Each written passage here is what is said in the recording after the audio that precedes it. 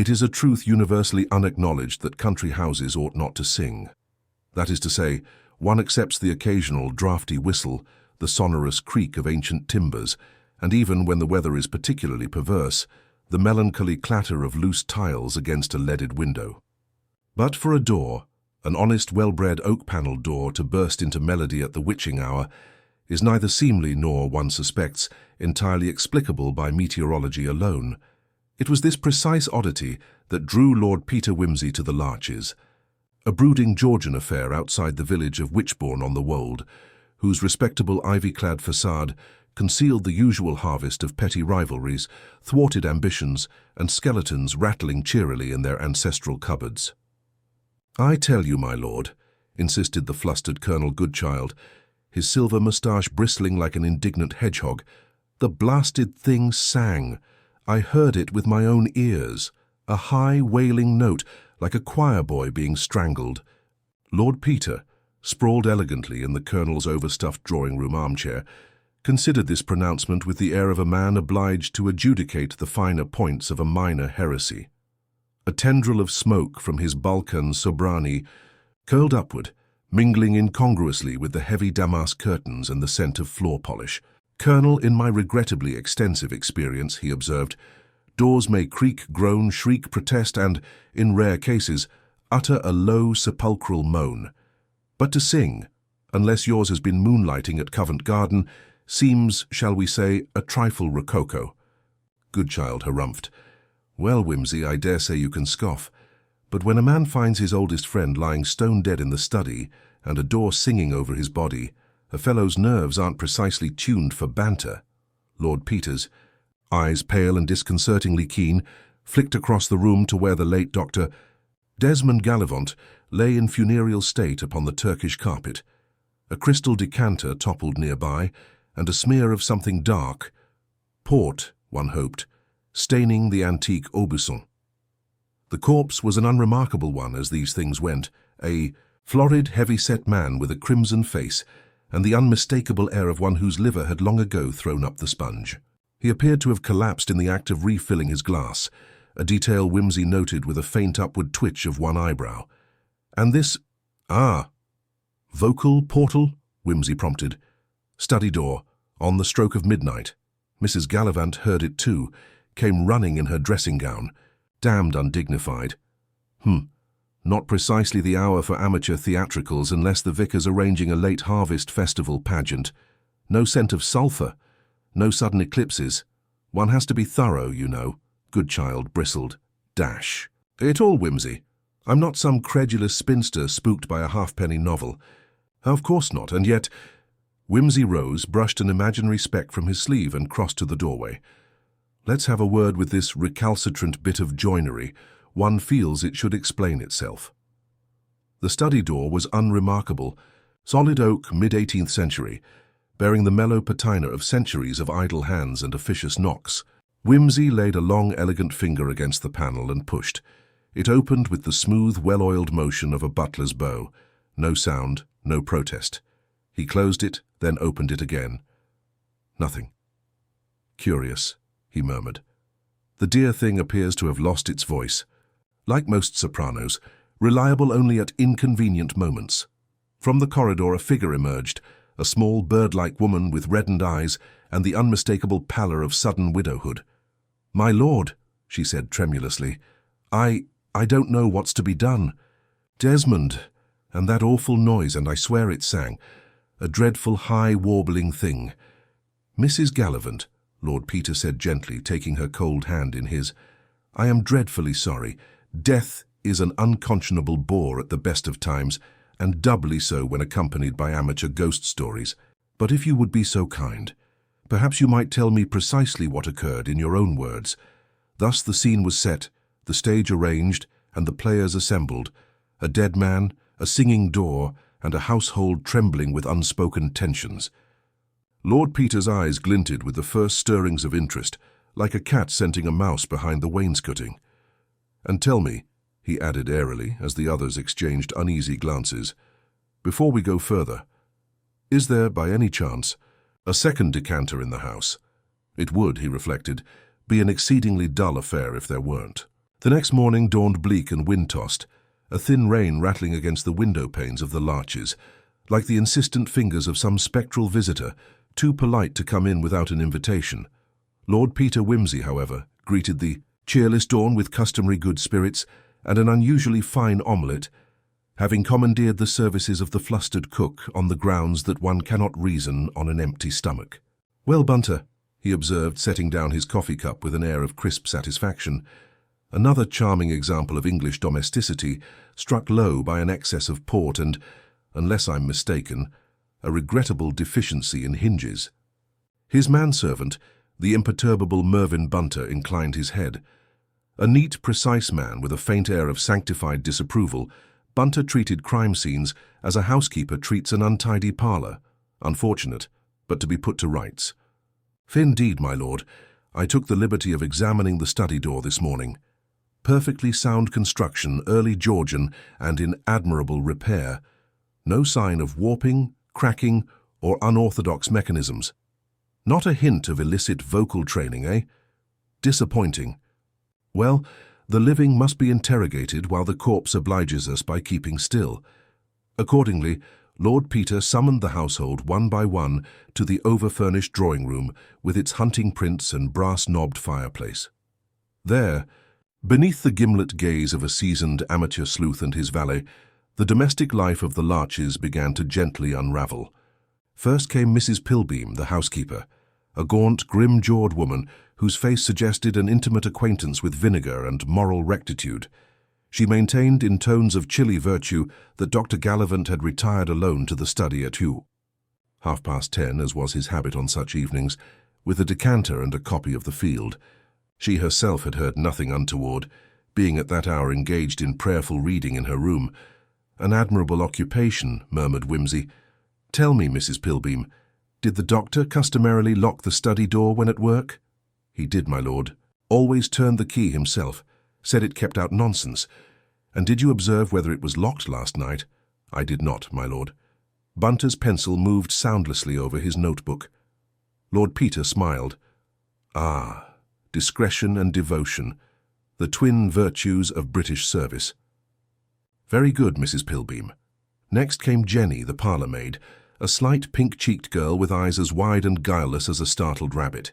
She stammered that she'd taken in the doctor's tray at 9:30 and found him in good spirits, humming a bit of Schubert, or it might have been Stephen Foster, and complaining about the draught.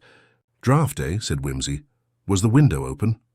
"No, my lord, he wouldn't have it. Caught his neck something awful the week before." Curious man to feel a draught without an open window. Perhaps the singing door was merely trying to assist in matters of ventilation. "Thank you, Jenny." The others followed. A rather shifty gardener named Crabbe, who insisted he was in bed with a bottle of cider by 10, and a housemaid, Edith, whose principal anxiety seemed to concern whether she might be suspected of tampering with the decanter. "No one's accusing you, my dear girl," said Wimsey kindly, "though you will oblige me by recalling whether you ever noticed anything peculiar about the study door." Edith blinked. "Peculiar, sir?" "Yes. Did it sing, whistle, tap out selections from the Beggar's Opera?" "Oh, no, sir, but sometimes it did make a kind of queer creaking noise, only on damp nights, like someone moaning, sir." "Ah," said Lord Peter, brightening, "now we're getting somewhere. And was it one of those nights last evening?" "No. Sir, it was fine till later." "Later? After 11, sir, that's when the rain started. I heard it on the attic panes." "Capital, thank you." It was, as Wimsey knew, the trifles that betrayed a crime. Men could fabricate alibis and motives, but the weather was no respecter of human schemes. Mrs. Galavant herself reappeared last, pale and composed, wearing the air of a woman already inhabiting that curious limbo of respectable widowhood. She answered Wimsey's questions with quiet civility. No, she had heard nothing until a queer sound woke her shortly before midnight. A high, unearthly wail from downstairs. Rushing down, she found the colonel in the hall and the doctor already dead. "Was the study door open, madam?" "No. Closed, but not locked. I was too frightened to notice much else." "And you heard no other voices, footsteps, or, forgive me, a second decanter?" She managed a faint smile. "Only the one, my lord. And Desmond kept the key on him always." Wimsey nodded. a habit most curious in a man inclined to solitude. When she had gone, Whimsy stretched luxuriously. Well, Bunter, what do we make of it? A dead man, a door with a flair for theatrics, and a household of impeccably ignorant domestics.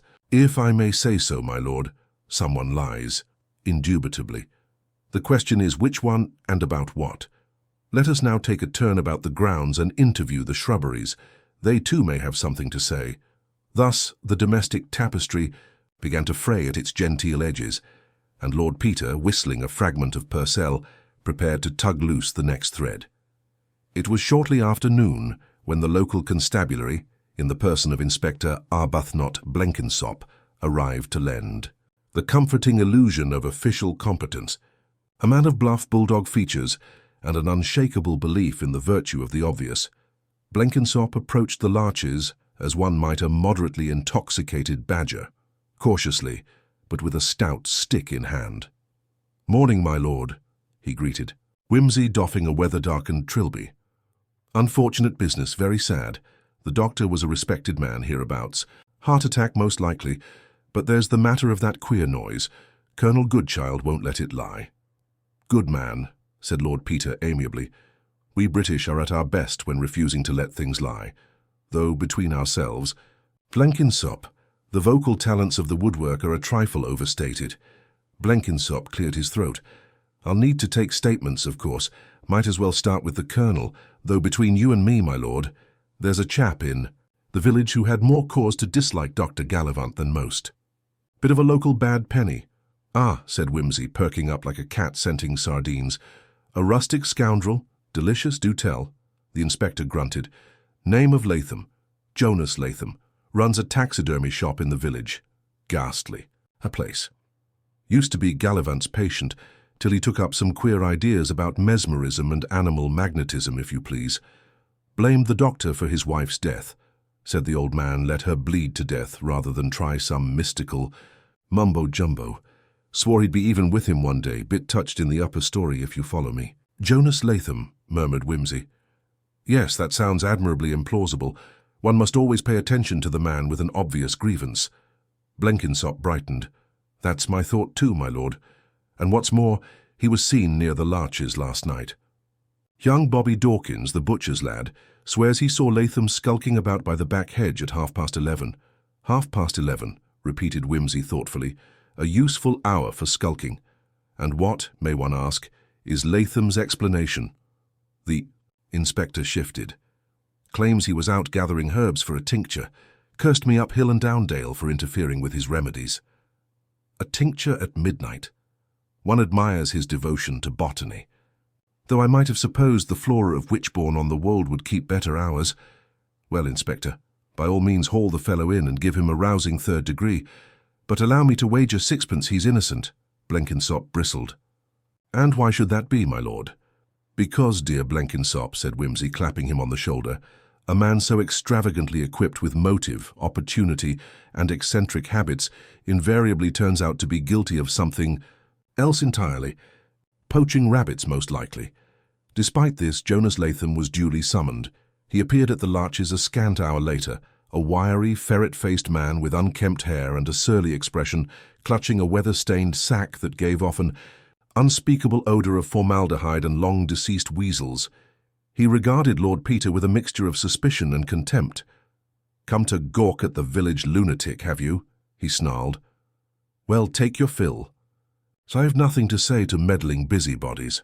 Whimsy beamed. "My dear sir, I make it a rule never to gawp before luncheon. One digests the peculiarities of the English countryside much better on a full stomach. However, since you're here, perhaps you might tell us whether you make a habit of midnight strolls." "I go where I please," growled Latham, "and if I choose to gather herbs at any damned hour, that's no concern of yours." "Quite so, quite so. Might one inquire what variety of flora drew you to this particular stretch of hedgerow?" "Wormwood," Latham shot back with a glare, "and pennyroyal. And what's it to you if I needed a bit of orris root?" Whimsy raised his eyebrows. "A connoisseur, admirable. And were you by any chance moved to serenade the night with a high, warbling note of uncertain pitch?" At this Latham gave a curious twitch, half sneer, half grimace. "You mean the singing?" he spat. Aye, I heard it. But it weren't no man's doing. That house has got things in it that don't rest quiet. Your fine doctor was meddling. Where he shouldn't. Blenkinsop made a noise suggestive of official impatience. We'll have no talk of spooks here, Latham. You either did for him or you didn't. I didn't, snarled Latham. And you'll find no mark of mine on him neither. The house did it. The house and what's in it. Mark me. Whimsy smiled benignly. Well, my dear Jonas, in the absence of spectral jurisprudence, I fear we shall have to confine ourselves to the dull business of fact. You may go, but do remain within whistling distance. When the taxidermist had departed in a flurry of damp sack and ill-tempered muttering, Blenkinsop turned to Lord Peter with a vindicated smirk. There now, my lord, a rum cove if ever I saw one, mad as a March hare. Unquestionably, said Whimsy, but not, I think, a murderer, not this time. Then who in heaven's name? Ah, murmured Lord Peter, gazing out at the rain-swept garden where drops hung like glass beads from the skeletal branches. That is precisely what I intend to find out. The afternoon settled into a kind of damp inertia, the rain less, a deluge and more a persistent whisper against the leaded glass of the larches. Lord Peter, having politely dispatched Inspector Blenkinsop to his customary rounds and local gossip, now took it upon himself to revisit the particulars of the scene with the leisurely attentiveness of a connoisseur appraising a fine brandy. Bunter, he said, inspecting the study door once more. It occurs to me that the door is behaving with remarkable musicality, but rather less cooperation on the subject of locking. One might imagine a door with a mind of its own, save that naturally, the house is bereft of such romantic notions. Bunter, who had been quietly cataloguing the household's clocks, a matter apparently unrelated but for the peculiar discrepancy of 3 minutes between the grandfather clock in the hall and the mantelpiece chronometer, raised an eyebrow. My lord, it does seem singular that the hall clock was found to be precisely 9 minutes fast compared to the study clock. So's a clock conundrum, delightful. Whimsy tapped his chin. A difference of 9 minutes could, of course, be dismissed as a mere failure of maintenance, but in this house, where precision reigns, such an anomaly deserves scrutiny. He paced the room, eyes roving over the heavy curtains, the faint burn marks on the rug where a careless cigar might have rested, and the arrangement of the bookcases. And then there is the matter of the curtains, he mused aloud. Note their peculiar alignment. The left panel is drawn tightly, while the right sags just enough to admit a faint shaft of moonlight, or lamplight if we are fortunate. The implication is subtle but undeniable. Someone adjusted the curtains to disguise a certain view. Bunter nodded.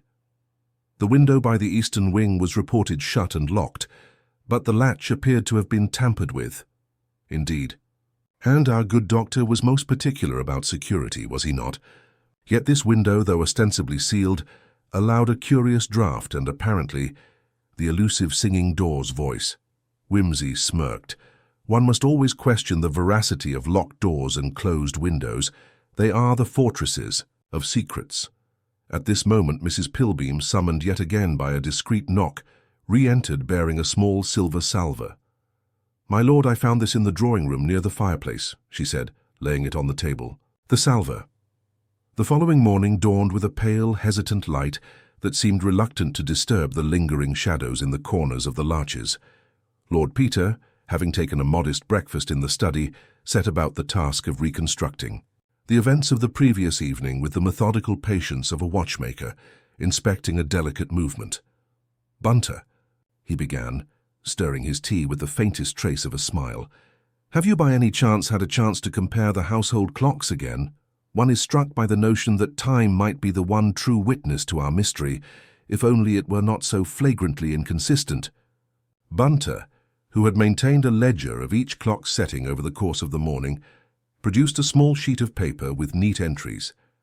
The grandfather clock was still 9 minutes fast, compared to the mantelpiece chronometer, my lord.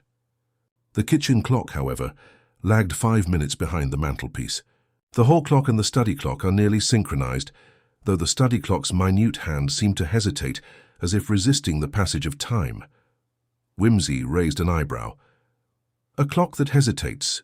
Charming metaphor, but also a tangible oddity. The implication is that these discrepancies are not mere oversight, but a subtle manipulation. Now let us consider the reported time of death. Dr. Peters, the local general practitioner who had been summoned for a professional opinion, nodded gravely. Officially, we have the window between 10 and midnight. Symptoms indicate a sudden cardiac event, but the peculiarity is the window. Literally, the east-facing window was found ajar despite reports that it was locked. Indeed, said Wimsey, and the night's temperature was markedly colder near that window, which might have exacerbated a cardiac condition. He unfolded a map of the village and the surrounding lanes, laying it flat on the study table. Now, according to young Dawkins, he saw Jonas Latham near the back hedge at 11:30. From the taxidermist's shop to this garden gate is a 3-minute walk at a brisk pace, Bunter interjected. But the neighbour, Mrs. Pembroke, swears she heard a door slam shortly before 11. An odd thing, as the household was supposed to be settled. Precisely, said Wimsey, tapping the map. If the door slammed near 11, Latham's presence at 11:30 is no longer suspicious, but alibi-enhancing. Unless, of course, he had an accomplice. The butler's expression darkened. Then there's the matter of the strange noise of the singing door, as the colonel described it. Wimsey's eyes gleamed with mild amusement. A door that sings, Bunter, is hardly a candidate for forensic witness. Yet the peculiar sound, a high, almost metallic whine, was reported not only by the colonel, but also by Mrs. Pilbeam and the night gardener, Mr. Hopkins. All place it around 10:45 to 11. He paused, then added quietly, Yet the door in question was examined thoroughly and showed no mechanical faults. No loose hinges, no creaking latches. A puzzle indeed. Wimsey leaned back, steepling his fingers. The timing, then, is critical. If the singing door's song was heard just before the reported time of death, we must consider what purpose it served. Was it a distraction, a signal, or perhaps a cunning red herring? Bunter glanced up. A red herring, my lord. Exactly, said Wimsey, eyes twinkling. A well-crafted piece of mise-en-scène designed to misdirect our attentions while the true culprit moved unseen. And if so, the question is, what else was staged that night to obscure the truth? Before anyone could answer, the study door creaked open and Mrs. Pilbeam appeared, bearing a small parcel wrapped in brown paper. My lord, she said softly, I thought you might want to see this. It was found in the gardener's shed, just where the path curves near the east wall. Wimsey took the parcel with delicate fingers, his mind already racing ahead. To the untrained eye, a trifle, but in this house of secrets, nothing is ever quite as trivial as it seems. The brown paper parcel, once carefully untied and unfolded, revealed a small leather-bound notebook, its edges worn and stained with time and frequent handling. Lord Peter turned the pages with delicate reverence, the faint scent of old leather, mingling with the subtle aroma of his evening pipe tobacco. Curious, he murmured. This is no ordinary diary, Bunter. The entries are terse, often cryptic, and sprinkled with what appears to be a form of shorthand, though one suspects more psychological than professional. Bunter peered over his lordship's shoulder. It bears the initials AJP, my lord. Surely that is the colonel's personal journal? Indeed. And yet these particular pages suggest a man wrestling with a hidden burden. Wimsey tapped the page where the ink had smudged in places, as though the writer's hand trembled. Here, for instance, he writes of the other life, a phrase which I take to mean something more than mere metaphor. The butler raised a cautious eyebrow. You mean the colonel led a double life? Not necessarily in the romantic sense, Bunter, more likely a psychological duality, a compartmentalization of his public persona and private anxieties. Note his repeated references to the shadow in the garden and voices beyond the veil. A touch of the occult, then? Bunter queried with an unmistakable shiver. Wimsey gave a thin smile. Only superficially. Such language often masks very earthly fears, guilt, paranoia, dread of exposure. He fingered another entry, dated a week prior to the murder. The A. Black door sings at night, he read aloud. And here I must lock away the past before it devours the present. Strong words, no? Mrs. Pilbeam, who had remained respectfully silent until now, ventured, Colonel Penhaligon was known to be rather secretive, my lord, especially since the incident in India. Some say he never truly recovered. Ah, India. Wimsey's voice lowered with interest. "The theatre of many a man's private tragedies and public facades." He closed the notebook thoughtfully. "This notebook suggests a man haunted, not by supernatural phantoms, but by something more intimate. A secret so heavy it threatened his very sanity. But of what nature was this secret?" Bunter glanced toward the window. The taxidermist, Jonas Latham, mentioned the Colonel's interest in antique locks and soundproofing. Might this black door be connected to some hidden chamber? Wimsey's eyes gleamed. An excellent hypothesis. If the Colonel had a concealed room, a sanctuary for his other life, then the singing door might be the key to understanding his torment, and perhaps his death. He rose, the notebook tucked under his arm. "Bunter, fetch the keys and prepare to explore the eastern wing. We shall see if the shadows in the garden are merely figments or the final piece in our puzzle." As the two men moved toward the door, Mrs. Pilbeam called softly after them, "Be careful, my lord. Some doors once opened are better left closed."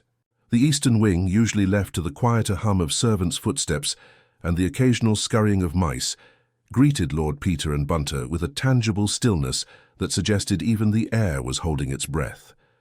The corridor was dimly lit by a single flickering gas lamp, its pale glow casting long, distorted shadows that danced along the faded wallpaper like restless spirits.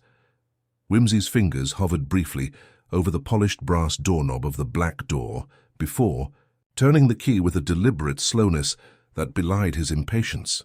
The door swung inward without a creak, revealing a small windowless chamber, its walls lined with shelves laden with books, curious trinkets, and what appeared to be an assortment of lock-picking tools. "Ah," Wimsey breathed, "a veritable cabinet of curiosities, or should I say curiosities of the mind." Bunter, ever the pragmatist, noted the presence of a heavy curtain that obscured the far wall.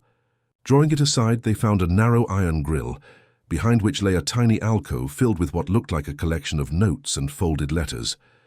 "It seems the Colonel kept this secret well," Wimsey mused, carefully unfolding a letter, penned in a delicate but hurried hand. "Dearest Agnes," he read aloud softly, "your silence is my salvation, yet my torment. If ever these words find their way to you, know that I am no monster, only a man shackled by his past." Bunter's brow furrowed. The Colonel's sister, perhaps? Or a lover, a confidant? Or someone from his other life, Wimsey suggested, eyes narrowing thoughtfully. Just then the heavy footfalls of Inspector Blenkinsop echoed from the corridor. He entered briskly, a new witness in tow, a wiry, nervous man, the gardener, Mr. Hopkins. "Inspector," Wimsey greeted him with a faint smile. "Perfect timing. Pray, what new revelations do you bring?" Hopkins, adjusting his cap, began hesitantly. "I may have been mistaken about the time I heard the door sing last night. It was earlier than I thought. Closer to 10 o'clock, possibly just after Colonel Penhaligon had retired." Wimsey's eyes glittered with interest. "A shift of 45 minutes, that is no small discrepancy, Mr. Hopkins." "Indeed, sir. And what's more, I noticed something odd about the window in the study the next morning. It wasn't just ajar. The latch was barely hanging on by a thread, as if someone had forced it recently." Blenkinsop nodded. "We found a small bronze key near the hedge outside, inscribed with an elaborate AJP, surely connected to the Colonel." "Curious," Wimsey remarked, "and yet no one has mentioned such a key until now. One wonders if it fits the lock on this very door, or perhaps another more discreet portal in this labyrinthine estate." He held the key between thumb and forefinger, the metal gleaming faintly. This twist in testimony, delayed or withheld, begs the question, who benefits from such selective memory? And what else has been concealed, not by trickery, but by silence? Wimsey's gaze swept the assembled faces, a silent challenge hanging in the air. Sometimes the most damning evidence lies not in what was done, but in what was left unsaid. Night had draped itself over Fenswick Manor with the thickness of velvet, and the house settled into a profound hush, only the occasional creak of timber and the distant hoot of an owl punctuating the darkness. Lord Peter Wimsey stood quietly in the shadowed library, eyes gleaming with purpose. The stage was set for a performance of a very different kind. "I trust you have all assembled, Inspector." Wimsey's voice was as dry and precise as the click of a metronome. Blenkinsop nodded, a flicker of impatience in his gaze. Mrs. Pilbeam stood near the window, her hands tightly clasped, while Bunter methodically placed chairs in a semicircle. The household servants, along with a few of the more curious locals, each carefully selected, were gathered, their faces a mixture of expectation and trepidation. Whimsy addressed the room. "We are here not merely to recount facts, but to reconstruct them, to relive moments hitherto clouded by half-truths and shadows." He turned toward the study door, now infamous for its mysterious singing. With a theatrical flourish, he produced the bronze key found near the hedge. Observe this key. Bearing the initials of the late Colonel Penhaligon, it is the literal and figurative key to our enigma. With a gentle turn, the lock clicked and the door swung open, revealing the small chamber discovered earlier. Whimsy stepped inside, lighting a candle to reveal every detail in the dim glow. "Note the peculiar arrangement of the books and artifacts," he said, tapping a row of well-worn volumes. The Colonel's sanctuary was also a vault of secrets, containing more than just relics, of a forgotten past. He motioned toward the alcove behind the iron grille. "Here, letters and notes that speak of a second life, a clandestine relationship, an inheritance dispute, and a plan most desperate." He paused, letting the weight of his words settle. Now, the singing door itself, a narrow slit cut through the woodwork, designed to carry sound but not light, allowing secret conversations to pass unseen. Whimsy's fingers traced the grain of the door with affectionate familiarity. To understand the murder, one must comprehend the soundscape of the manor. The ticking of clocks, the creak of floorboards, the muted chime of distant bells, all distractions artfully arranged to mask the crucial moment. Blenkinsop frowned. "You imply the murderer used the manor's own acoustics as a cloak?" "Precisely.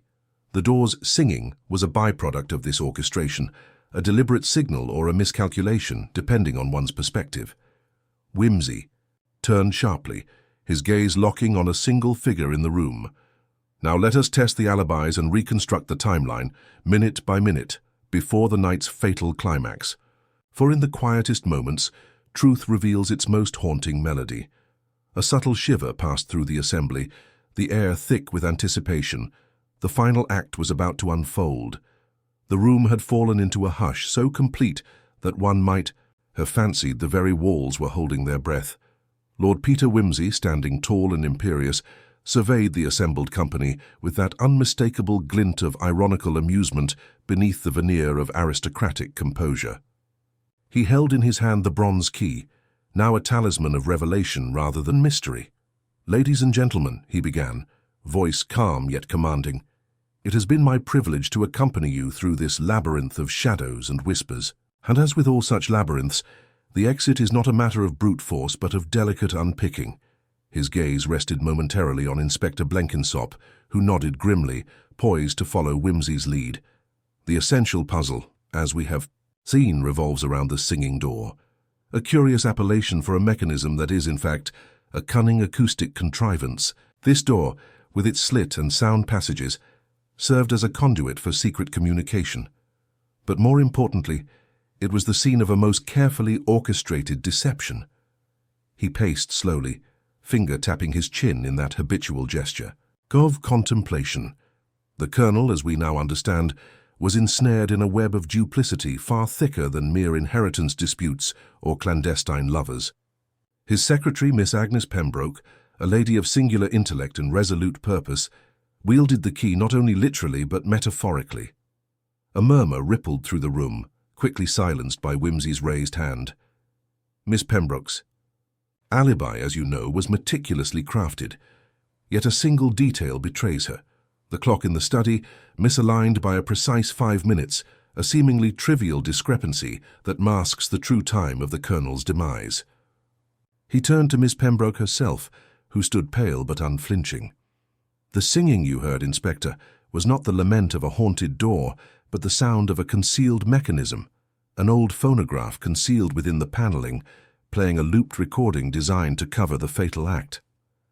Agnes's eyes flashed with defiance. "That is preposterous." Whimsy smiled thinly. "Yet the soundproof doors, the manipulated clocks, and the vanished salver with the poisoned port, these are the threads I have traced." He produced the salver from an inner pocket, its silver surface dulled but unmistakable. The poison was administered during the evening's final toast, a moment carefully concealed by the phonograph's distraction and the false timeline. Miss Pembroke's composure faltered for a split second, enough for whimsy to press on. The motive, alas, is all too human. A desperate bid to secure the Colonel's fortune and silence a past that threatened to unravel her carefully constructed life. Inspector Blenkinsop stepped forward. "Miss Pembroke, you are under arrest for the murder of Colonel Penhaligon." As she was led away, Whimsy allowed himself a brief, sardonic quip. Justice, as ever, requires the patience of a saint and the precision of a surgeon. The interrogation room at Fenswick's modest police station was oppressively still, save for the faint tapping of rain against the grimy window panes. Miss Agnes Pembroke sat rigid in the hard wooden chair, her usual composure noticeably frayed. Her dark eyes, once so steely, now betrayed the faintest tremor of uncertainty. Inspector Blenkinsop leaned forward, voice measured but firm. "You understand the gravity of your position, Miss Pembroke." Agnes met his gaze squarely, though a flicker of desperation lurked beneath her calm. "I do, but you misunderstand everything, Inspector. I did what I must to protect a legacy, not merely my own, but that of the Colonel." Whimsy, standing just beyond the doorway, adjusted his pince-nez with that delicate air of amused detachment that never failed to unnerve. A noble sentiment, if only it were true. However, truth is rather less accommodating than sentiment. Agnes's hands clenched involuntarily on the table's edge. "You think me villainous, yet you have overlooked the strangest truth. The Colonel was not merely a victim of poison, but of his own ghosts." Whimsy's eyebrows arched imperceptibly. "Indeed? And what ghosts might those be?" "The guilt that consumed him," she whispered, "the hidden sins that the manor's walls could not contain. I sought only to silence the pain, not the man himself." A sudden, brittle laugh escaped her lips, a sound both bitter and fragile. "But," I faltered, she admitted, voice breaking. "The plan was flawless until the singing door betrayed us all." Inspector Blenkinsop stepped closer, his voice softer now. "You faltered at the crucial moment, yet you are a woman of intelligence and resolve. Why risk such a dangerous gambit?" Agnes's gaze dropped to her trembling hands. "Because some debts demand payment, and some secrets cannot be buried. The Colonel's past was a cage, one I helped build." Whimsy cleared his throat delicately. A cage indeed, yet one that closed upon him in an unexpected way. Her eyes flicked to him, searching, pleading. "For all your cunning, Miss Pembroke, justice is less about retribution and more about reckoning." With a final, shuddering breath, Agnes Pembroke's facade cracked, her defiance crumbling into weary confession. The first pale light of dawn filtered through the latticed windows of Fenswick Manor, casting long, sullen shadows across the polished floors. The household moved with the slow, careful grace of those roused from a nightmare, not quite certain if relief or lingering dread held dominion. Lord Peter Whimsy, cigar delicately balanced between fingers, surveyed the scene with his customary air of amused detachment. Bunter hovered discreetly nearby, ready with tea and the latest edition of the Times, though Whimsy's thoughts were elsewhere. "Well, Bunter," Whimsy mused, "one must admit that a house that sings is far preferable to one that howls. Though, admittedly, neither is conducive to a restful night's sleep." Bunter allowed himself a faint smile. "The residents may not agree, my lord." "Quite so. But as Shakespeare so elegantly put it, the evil that men do lives after them. The good is oft interred with their bones. I dare say Colonel Penhaligon's ghosts will linger longer than his living memory." The inspector approached, adjusting his hat and coat. "A fine deduction, Lord Peter. It's not often we see such a meticulous unravelling of a case. No, not often at all." Whimsy inclined his head. "It is the peculiar privilege of the amateur detective to indulge in trifles which the official mind dismisses as irrelevant. Timelines, clocks, and the subtle acoustics of an old door. These are the minutiae that ultimately tell the truth." As the household began to resume its uneasy normalcy, Whimsy prepared to depart, his silhouette framed against the rising sun. Do remind Miss Pembroke that the law is a stern mistress, but occasionally allows for mercy," he added, a faint twinkle in his eye. Blenkinsop chuckled. "I shall do my best, Lord Peter, and I expect you'll grace us with your presence again, preferably under less melodious circumstances." Wimsey flashed a smile. His voice dipped in wry elegance. "Indeed, Inspector, though I confess a singing door does have a certain charm, if only it kept better hours." With that, Lord Peter Wimsey stepped into the new day, leaving behind the shadows of Fenswick Manor, and a mystery solved with nothing more than wit, patience, and an ear finely attuned to the strangest of melodies.